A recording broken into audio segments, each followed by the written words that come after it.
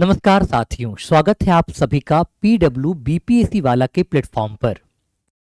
साथियों, आज के सेशन में हम बात करेंगे इंडियन पॉलिटी सब्जेक्ट के इम्पोर्टेंस के बारे में। आप सभी विद्यार्थी आगामी 71वीं बीपीएससी परीक्षा की तैयारी में लग चुके हैं। वैसे सभी विद्यार्थी जो 70वीं बीपीएससी का मेंस दे रहे हैं वो तो अपनी तैयारी को लगातार बेहतर तौर पर कर रहे हैं, लेकिन जो विद्यार्थी 71st बीपीएससी के लिए तैयारी कर रहा है उसे पता होना चाहिए कि इंडियन पॉलिटी का इंपॉर्टेंस उसके एग्जामिनेशन में क्या होने वाला है। तो आज के सेशन में हम कई बातों पर चर्चा करेंगे।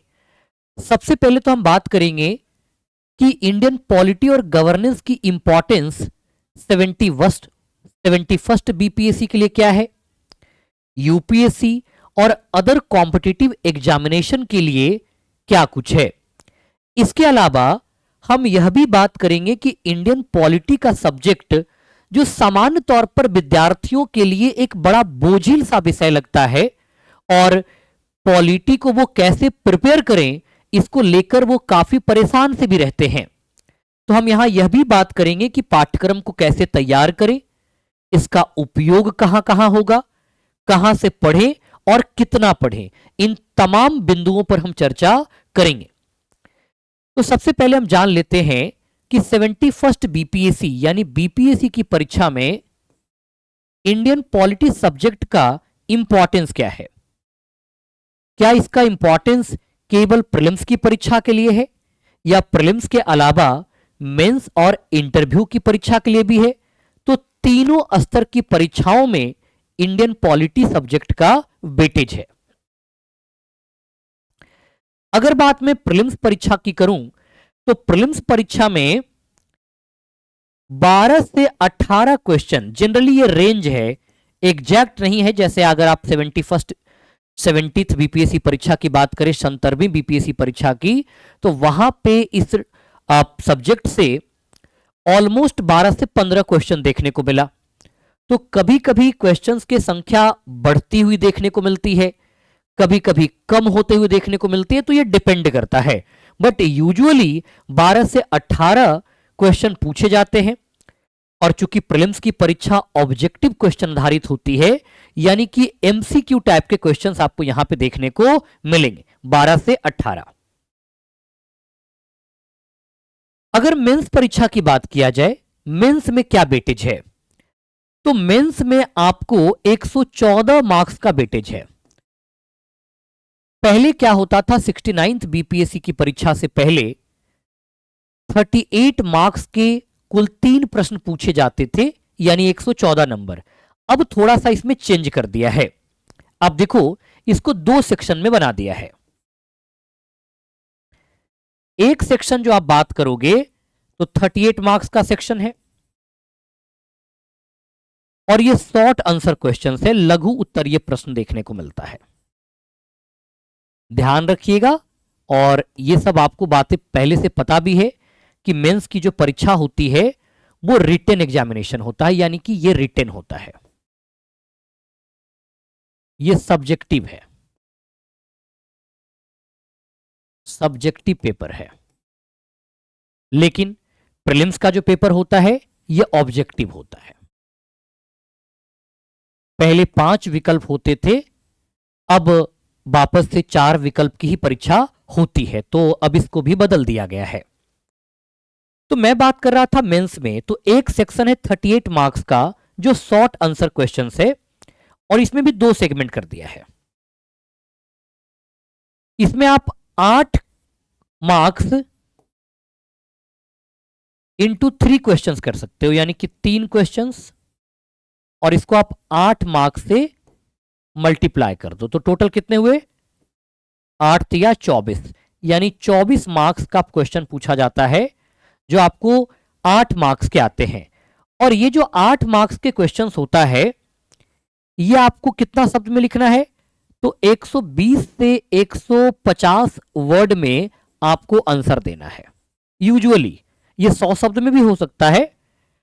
दूसरा 2 क्वेश्चन जो आपको पूछेगा वो 7 मार्क्स का पूछेगा, तो कितने हुए, 14 मार्क्स हुए, और 24 और 14 कितने हो गए? Total 38 marks.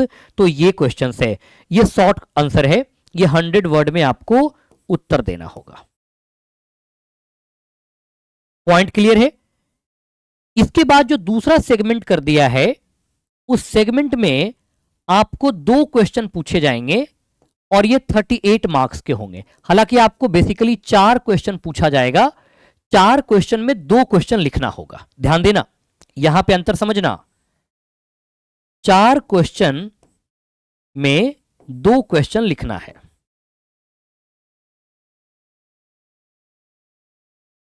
में 2 क्वेश्चन आपको लिखना है। जैसे एक क्वेश्चन लिखेगा और उसका और दिया रहेगा कि आप वो चाहो तो लिख सकते हो, या तो उसका दूसरा वाला जो है वो आप लिख सकते हो। लेकिन यहां ऐसा नहीं मिलेगा, यहां पे आपको जो भी दिए जाएंगे वो सारे प्रश्नों के उत्तर लिखने होंगे। तो 114 मार्क्स आपको कहां पे आ जाता है? मेंस एग्जामिनेशन में।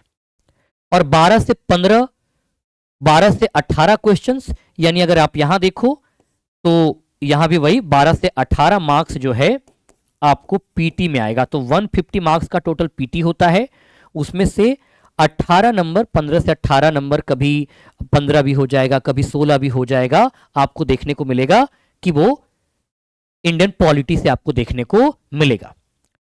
अब तीसरा आता है कि क्या इंटरव्यू में भी इसका वेटेज है? बिल्कुल। कुछ बातें जो समाचार पत्रों का हिस्सा बनी रहती है, जैसे यूनिफॉर्म सिविल कोड का मामला। उत्तराखंड राज्य के द्वारा जब यूनिफॉर्म सिविल कोड लागू करने की पहल की गई, इस बात को लेकर मीडिया में काफी चर्चा होने लगा कि क्या राष्ट्रीय स्तर पर भी यूनिफॉर्म सिविल कोड लाया जाएगा।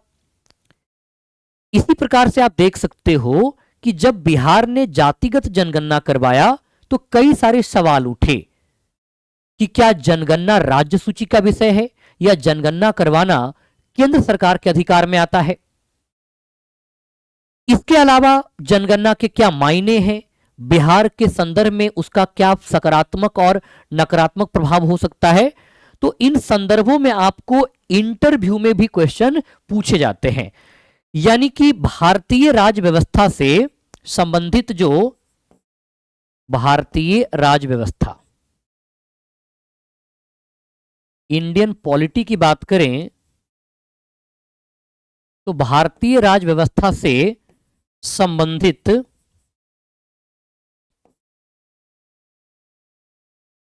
करंट अफेयर्स का अगर मामला हो तो आपको ये बेसिकली यहां पे सवाल पूछ लेगा इंटरव्यूअर। अब आपका एक सवाल हो सकता है कि सर क्या इंडियन पॉलिटी से बहुत ही गहराई में उतर करके भी सवाल पूछा जा सकता है? तो यूजुअली वैसे तो नहीं पूछेगा, लेकिन अगर आपका ऑप्शनल विषय पॉलिटिकल साइंस रहा है तो एग्जामिनर पे, खास करके इंटरव्यूअर पे डिपेंड करता है कि हो सकता है अगर उसकी क्यूरियोसिटी हो जाए, उसकी उत्सुकता हो जाए और वो ये चाहे कि चलो बच्चा का ऑप्शनल पेपर रहा है पॉलिटिकल साइंस, तो कुछ सवाल पूछ लेते हैं, तो आपसे पूछ सकता है। ऐसा कोई फिक्स नहीं है कि पूछेगा ही, पूछ सकता है, ये तय है। बट यूजुअली जो क्वेश्चंस बनते हैं वो करंट अफेयर का जो मामला रहेगा वो वहां से सवाल पूछेगा। स्टैटिक पोर्शन से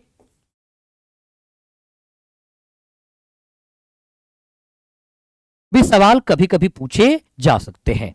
तो क्लियर होगा कि इसकी 71st बीपीएससी में उपयोगिता कहां पे है, यानी आपको इंपॉर्टेंस का तो पता चल गया होगा कि आपके एग्जाम में इसकी इंपॉर्टेंस जो है वो कितना है, कहां पे है।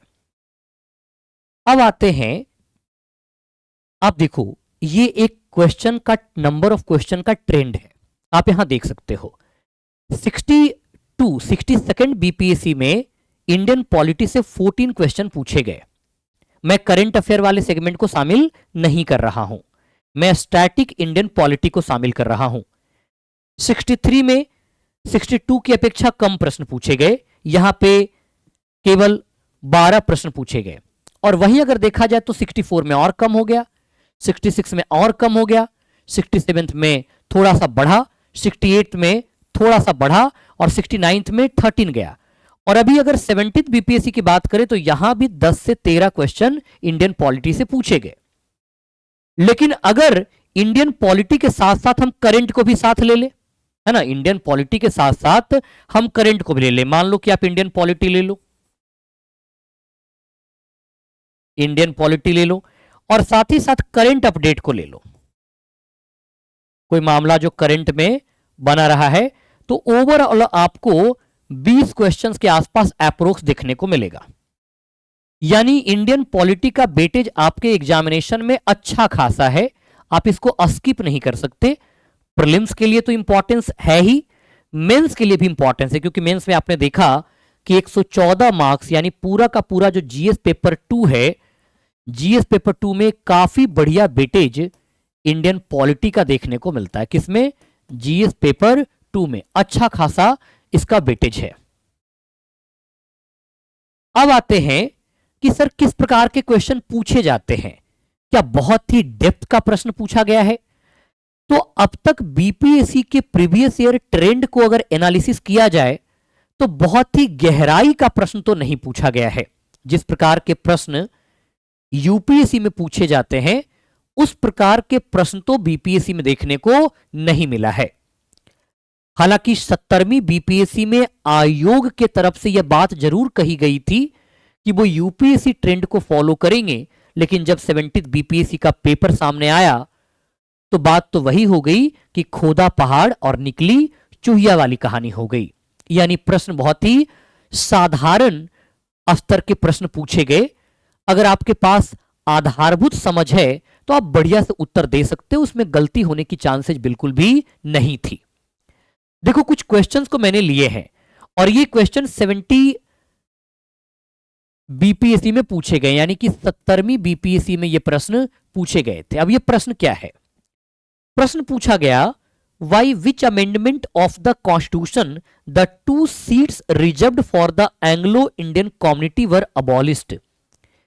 यानी कि संविधान के किस संशोधन द्वारा एंग्लो इंडियन समुदाय के लिए आरक्षित 2 सीटों को समाप्त कर दिया गया। यह बहुत सा सिंपल प्रश्न रहा था, क्योंकि यह अमेंडमेंट जो है 104 104th कॉन्स्टिट्यूशनल अमेंडमेंट चर्चा में बना हुआ था, और क्योंकि 104वां संविधान संशोधन अधिनियम के माध्यम से अनुसूचित जाति और जनजाति समुदाय के आरक्षण को अगले 10 वर्ष के लिए बढ़ाया गया, लेकिन आंग्ल भारतीय समुदाय के लिए जो सीटों का आरक्षण होता था, लोकसभा में 2 सीटों का आरक्षण और राज्यों की विधानसभा में 1 सीट का आरक्षण, इस आरक्षण के प्रावधान को समाप्त कर दिया। तो यह बहुत आसान सा प्रश्न पूछा गया था।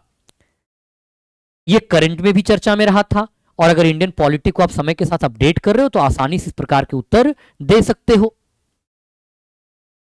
एक क्वेश्चन मैंने और लिया है ताकि आप समझ सको कि किस प्रकार के प्रश्न पूछे जाते हैं। ये प्रश्न भी बीपीएससी में प्रीवियस ईयर में पूछे गए हैं। क्वेश्चन है, वे कौन से तरीके हैं जिनके माध्यम से भारतीय नागरिकता को त्यागा जा सकता है? यानी कि what are the ways through which one can renounce Indian citizenship. जब आप संविधान के भाग 2 के बारे में पढ़ते हो, क्योंकि संविधान के भाग 2 की चर्चा अनुच्छेद 5 से 11 तक में किया गया है। अनुच्छेद 11 कहता है कि संविधान के प्रारंभ होने तक जो नागरिकता का प्राप्त करना, नागरिकता समाप्ति की बात होगी, वो तो संविधान में प्रावधान दिया गया है, लेकिन संविधान लागू होने की तिथि से आगे कैसे नागरिकता की प्राप्ति होगी, कैसे नागरिकता की समाप्ति होगी, इस संदर्भ में कानून बनाने का अधिकार पार्लियामेंट को दे दिया गया, क्योंकि पूरे भारत में एकरूपता बनी रहे, और वहां पे कानून बनाया गया सिटीजनशिप एक्ट 1955, नागरिकता अधिनियम 1955, और उसके माध्यम से प्रावधान रखा गया कि कई तरीके हैं, जैसे रिनंसिएशन का तरीका है, त्याग के द्वारा, टर्मिनेशन का तरीका है, डेप्रिवेशन का तरीका। तो ये तीनों तरीके देखने को मिलते हैं कि अगर कोई व्यक्ति स्वेच्छा से अपनी नागरिकता को त्याग दे तब भी उसकी नागरिकता समाप्त हो जाएगी। अगर कोई व्यक्ति किसी दूसरे देश की नागरिकता ग्रहण कर ले तो भारत की नागरिकता उसकी रद्द कर दी जाएगी। कुछ मामलों में जैसे देशद्रोह का मामला है या गलत आधार पर प्राप्त किया हो, संविधान का अनादर किया हो, तो वंचित भी किया जा सकता। यानी तीनों के तीनों स्टेटमेंट क्या है? सही है। अब इन दोनों प्रश्नों को देख करके आपको प्रीलिम्स का स्तर तो समझ में आ गया होगा, और इसी प्रकार के प्रश्न आपको बीपीएससी में देखने को मिलता है। अब मान लो कि वो थोड़ा ट्रेंड को बदले और यूपीएससी की ओर ट्रेंड को ले जाए, तो भी हम जिस प्रकार से क्लास में पढ़ते हैं इंडियन पॉलिटी को, आसानी से आप उसको समझ सकते हो। इंडियन पॉलिटी पे लगभग 11 घंटे की class one shot Indian polity already मैंने अपलोड करवा दिया है, इसी बीपीएससी वाला के चैनल पे आपको मिल जाएगा। आप जाइए उस क्लास को अटेंड कीजिए, उसके पीडीएफ्स भी आपको मिल जाएंगे और फिर उस आधार पर आप इंडियन पॉलिटी की तैयारी को लेकर आश्वस्त हो सकते हो कि कैसे आप उसको प्रिपेयर करोगे। बाकी मेंस की तैयारी कैसी होगी, तो आप हमारे बैचेज में जब जुड़ते हो तो वहां पे तो मैं मेंस के एक एक बारीकियों को आपसे शेयर करता हूं ताकि आपको मेंस में दिक्कत ना हो। अब आगे बढ़ते हैं। अब मेंस के पैटर्न को देखते हैं कि मेंस में किस प्रकार के क्वेश्चन पूछे जा रहे हैं। क्या बहुत ही गहराई का प्रश्न पूछा जा रहा है? साथियों मैं आपको स्पष्ट कर दूं, प्रीलिम्स में 4-5 टॉपिक है जहां से सवाल लगातार पूछते हैं। जैसे एक तो आर्टिकल का सेशन है, आर्टिकल का भी पूरा का पूरा सेशन आपको मिल जाएगा बीपीएससी वाला के चैनल पर, मेरा ही लेक्चर है, वो आप अटेंड कर सकते हो। संविधान संशोधन से प्रश्न पूछते हैं, वो लेक्चर भी आपको मिल जाएगा।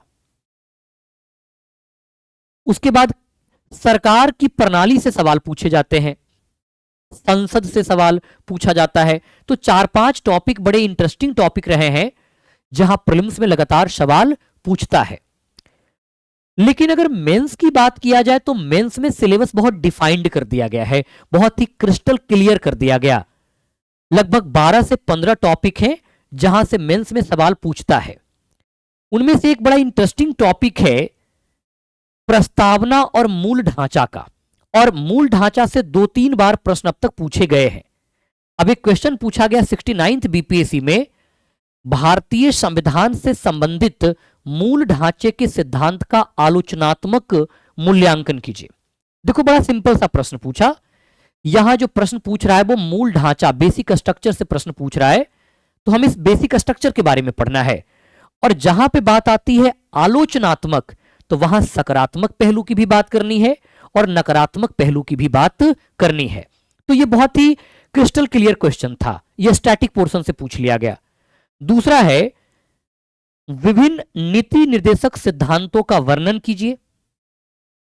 1950 के बाद बिहार में इन्हें किस तरह से सक्रिय किया गया। अब यह क्वेश्चन आपका संविधान के भाग 4 से पूछा है, जिसमें डीपीएसपी नीति निर्देशक तत्व के बारे में चर्चा किया गया है। तो वहां पे पहले एग्जामिनर आपसे डीपीएसपी के बारे में जानना चाहता है और फिर बिहार के संदर्भ में उसके इंप्लीमेंटेशन को जानना चाहता है कि बिहार ने अब तक इस दिशा में क्या कुछ कदम उठाया है और भविष्य में क्या कुछ कदम उठाए जाने की आवश्यकता है। क्योंकि जब आप ये चर्चा करोगे कि अब तक इसका क्रियान्वयन किस तरीके से हुआ है, तो आपको यह भी बताना पड़ेगा कि और क्या कुछ इस दिशा में करने की आवश्यकता है। यह प्रश्न भी डीपीएसपी के चैप्टर से पूछा गया। तो आपको मेंस में भी जो क्वेश्चन पूछे जाते हैं, मेंस में ज्यादातर प्रश्न, अगर 1-2 प्रश्न को मैं छोड़ दूं तो सीधे स्टैटिक पोर्शन से टच कर रहा होता है। आजकल थोड़ा बहुत 1-2 क्वेश्चंस में डायनेमिज्म देखने को मिलता है। डायनेमिज्म मतलब थोड़ा सा प्रश्नों के शब्दों के साथ खेलने की कोशिश की जाती है ताकि आपको उलझाया जा सके। बाकी बड़े समान स्तर के प्रश्न पूछे जाते हैं। तो ये तो आपने देख लिया कि प्रीलिम्स में किस प्रकार के सवाल आते हैं, मेंस में किस प्रकार के सवाल आते हैं।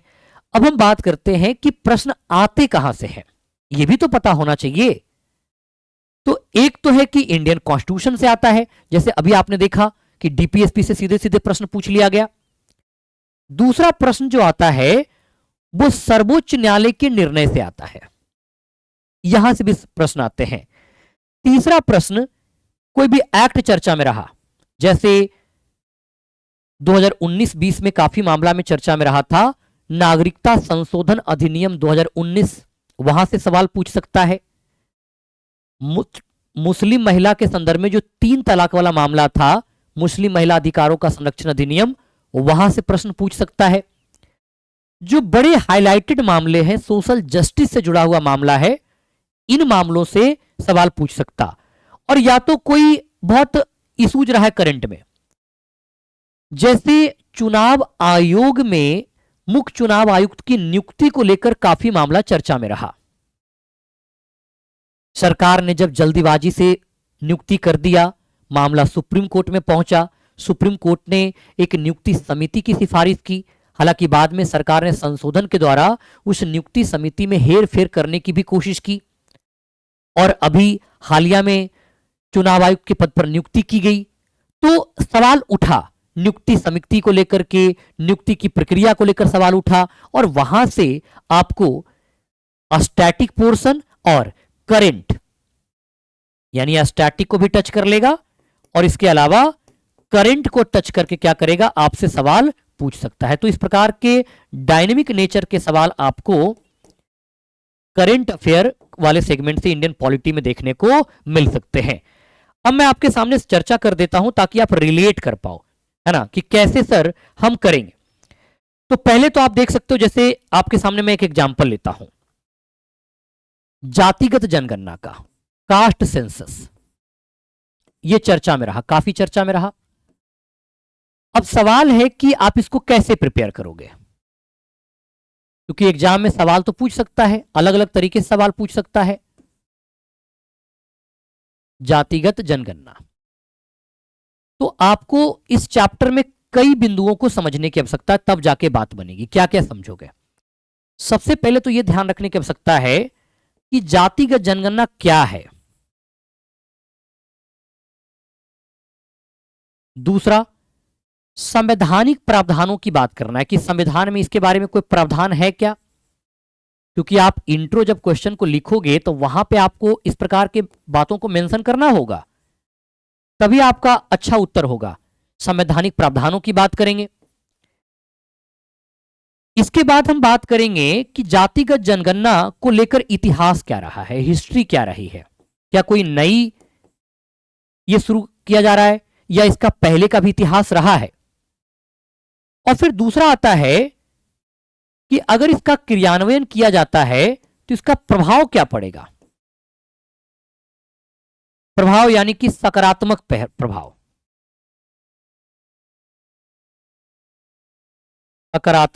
सकारात्मक को हम लोग महत्व कहते हैं, इंपॉर्टेंस कहते हैं। और साथ ही साथ नकारात्मक का मतलब होता है कि क्या क्या चुनौतियां हैं, किस प्रकार की समस्याएं क्रिएट कर सकता, कि ऐसा तो है नहीं कि जातिगत जनगणना हर दृष्टिकोण से सही है, समस्या भी है, चुनौतियां। और अंत में हम बात करेंगे कि चलो मान लो अगर जातिगत जनगणना आप नहीं करवाते हो तो आगे की राह क्या होगी, और अगर जातिगत जनगणना करवाते हो तो क्या होगा।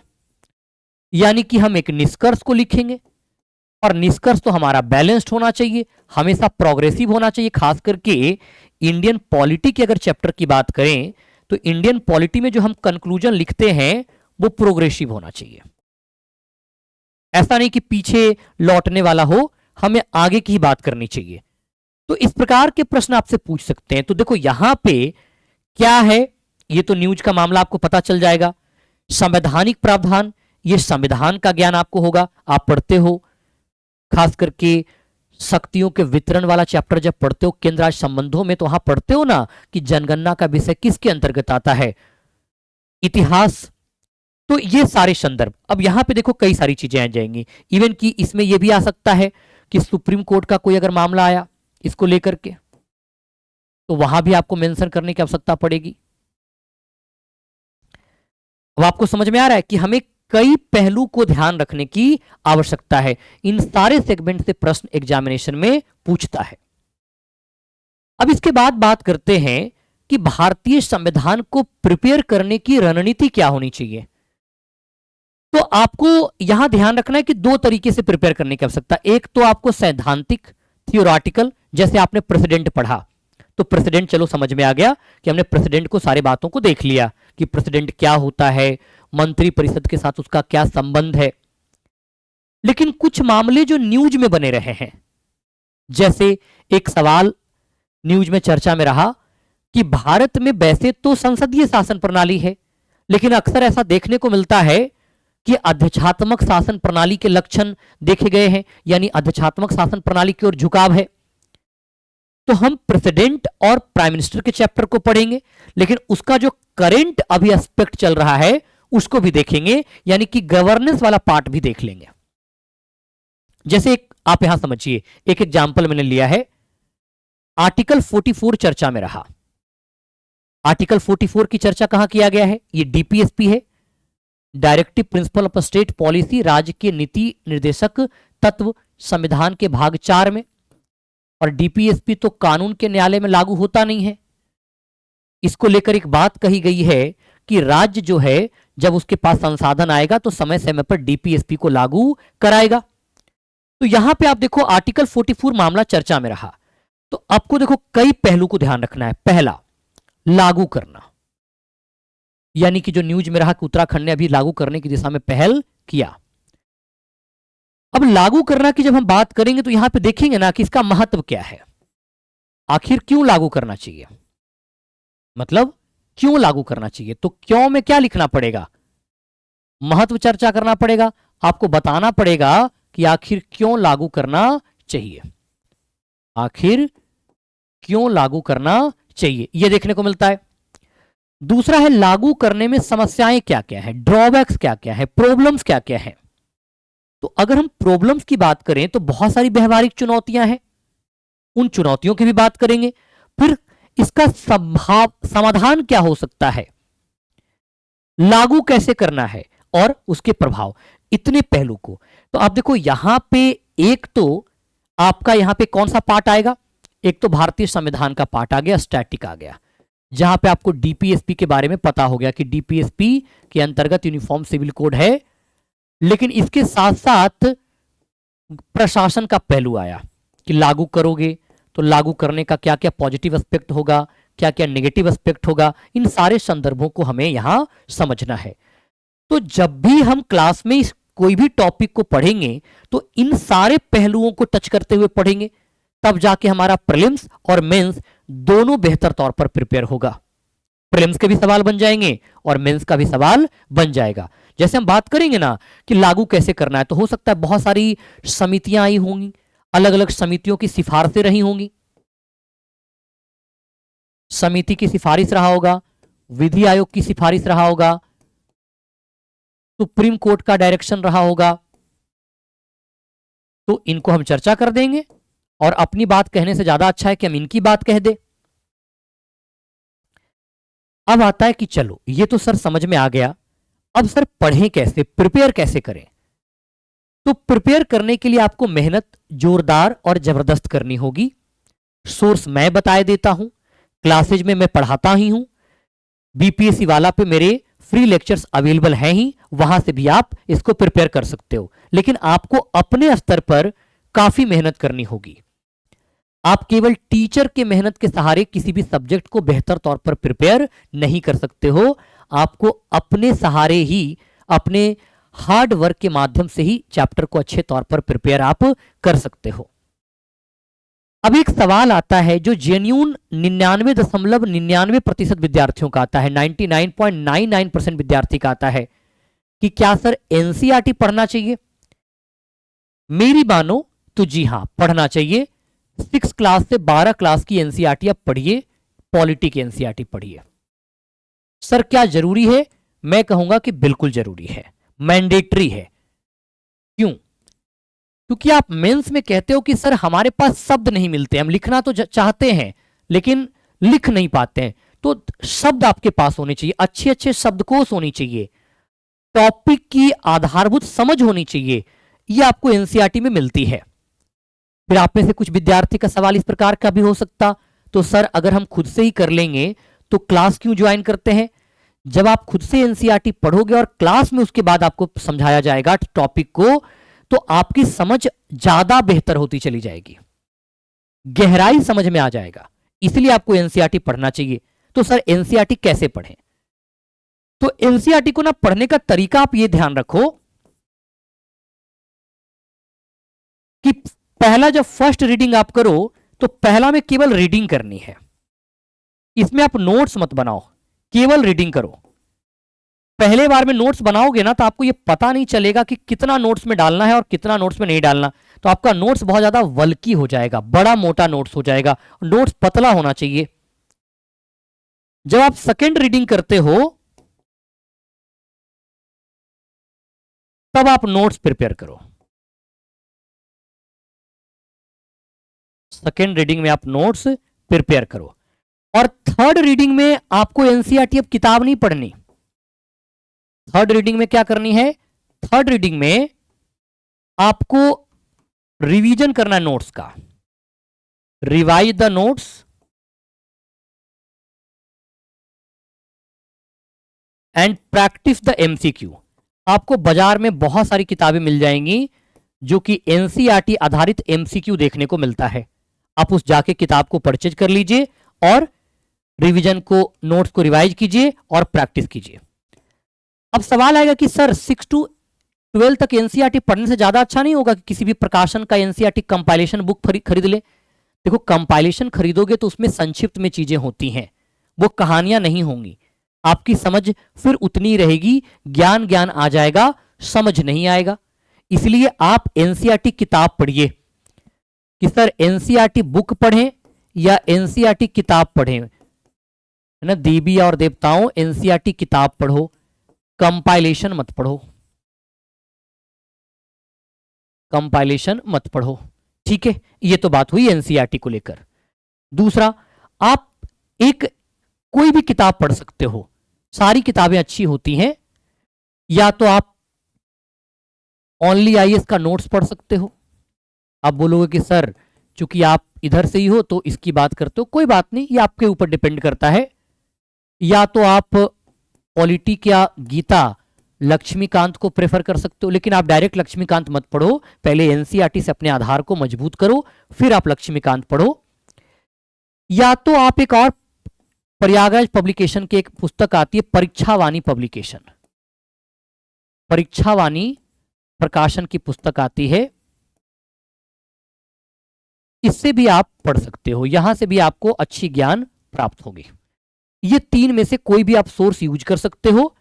और या तो आप वन शॉट वीडियो देख सकते हो शशि सावंत सर का, है ना। किसका? शशि सावंत सर, मतलब मेरा वीडियो आप देख सकते हो, वन शॉट वीडियो आप देख सकते हो। ये आपको बीपीएससी वाला चैनल पर मिल जाएगा, आपको ये भी समझने में हेल्प करेगा। इसमें काफी सारे वीडियो हैं, एक तो वन शॉट का देख सकते हो, इसके अलावा आप आर्टिकल का मैंने अलग से ले रखा है, संविधान संशोधन का अलग से ले रखा है, तो वो काफी आपको हेल्प करेगा। और तीसरा, करंट के साथ रिलेट करने के लिए न्यूज़पेपर पढ़ना बहुत जरूरी है। 99.99% विद्यार्थी न्यूज़पेपर को महत्व देना नहीं चाहता है, वो न्यूज़पेपर को बोझ समझता है। ऐसा नहीं करना है, आपको न्यूज़पेपर पढ़ने की आदत डालनी है और अपने टॉपिक को करंट से रिलेट करने के लिए अपनी वो स्किल डेवलप करना है। समय के साथ ये क्लास में डेवलप हो जाएगा, लेकिन आपको पढ़ना पड़ेगा। तो अगर इंग्लिश मीडियम का विद्यार्थी है तो आप या तो द हिंदू को प्रेफर कर लीजिए। अब कहोगे कि सर हिंदू के वर्ड थोड़े जटिल होते हैं, तो आप इंडियन एक्सप्रेस को प्रेफर कर सकते हैं। और अगर आप हिंदी को प्रेफर कर रहे हो तो आप जनसत्ता पढ़ लीजिए या तो दैनिक जागरण पढ़ लीजिए। और पेपर में आपको सारी राम कहानी नहीं पढ़नी है, पेपर में केवल 3 बातें पढ़नी है। एक तो आपको फर्स्ट पेज पढ़ना है, यहां से आपको आइडिया लग जाएगा। इसके बाद आपको नेशनल पेज पढ़ना है और इसके बाद आपको एडिटोरियल पढ़ना है, जिसको संपादकीय कहते हैं। ये 3 पेज आप पढ़िए और अगर किसी पेज पर कुछ अच्छा न्यूज लग जाए तो उसको पढ़ लीजिए। और कोशिश ये कीजिए कि A4 सीट पर पेजर नोट्स बना लीजिए, यानी कि जो कुछ भी आपने पढ़ा उसको संक्षिप्त में नोट कर लीजिए। क्योंकि आप 6 दिन ये काम कीजिएगा, रविवार को रिवीजन जब उसको कीजिएगा तो धीरे धीरे आपकी जो समझ है, जो ज्ञान है, वो बढ़ती जाएगी। और फिर जब ज्ञान बढ़ेगा ना तो लिंकेजेज करना भी आपको आ जाएगा, आप एक दूसरे के साथ टॉपिक को जोड़ भी पाओगे, ये सब कुछ सीख सकते हो। तो ये तो तैयार करने का तरीका है। इसके अलावा और क्या किया जाए? तो इसके अलावा आपको 2-3 बातें और ध्यान रखनी है। क्या ध्यान रखनी है सर? देखो, इसके बाद एक बात आपको और ध्यान रखनी है कि जब आप पॉलिटी को प्रिपेयर करते हो तो 2 चीजें आपके पास होनी चाहिए। एक तो प्रीलिम्स पीवाईक्यू आपके पास होने चाहिए ताकि आपको पता चलते रहे किस प्रकार के क्वेश्चन पूछा जा रहा है, और दूसरा मेंस पीवाईक्यू भी होना चाहिए ताकि आपको आइडिया लगता रहे। तो आप जब इतने तरीकों से चीजों को याद करोगे ना और इतने तरीके से आप पढ़ोगे, भरोसा मानो कि आप इंडियन पॉलिटी को सभी प्रतियोगिता परीक्षाओं के लिए बेहतर तौर पर तैयार कर पाओगे। प्रीलिम्स का सवाल पूछे, मेंस का सवाल पूछे, इंटरव्यू का सवाल पूछे, आपको बिल्कुल भी दिक्कत नहीं होगा। तो ये थी इंडियन पॉलिटी की तैयारी को लेकर एक संक्षिप्त विवरण जो आपके सामने उपस्थित है। तो पढ़िए, समझिए और इस रास्ते का अनुकरण कीजिए, क्योंकि जब तक रास्ते का अनुकरण नहीं कीजिएगा तब तक बात बनेगी नहीं। बहुत बहुत धन्यवाद साथियों। मुलाकात होती रहेगी हमारे क्लासेज के माध्यम से और मिलते रहेंगे। धन्यवाद।